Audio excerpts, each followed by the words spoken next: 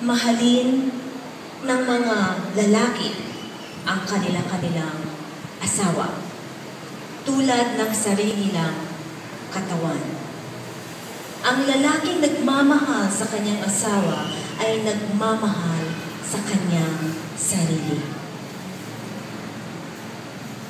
Walang taong di nagmamahal sa kanyang sarili. Walang taong namumuhi sa sarili niyang katawan.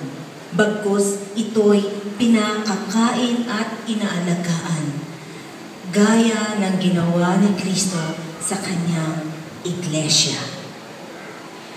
Tayo mga bahagi ng kanyang katawan. Dahil dito, iiwan ng lalaki ang kanyang ama at ina at magsasama-sama sila ng kanyang asawa. At sila'y magiging isa.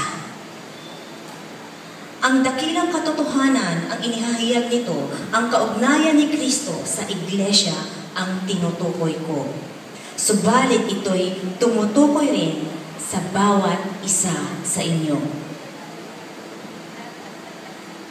Mga lalaki, mahalin ninyo ang inyong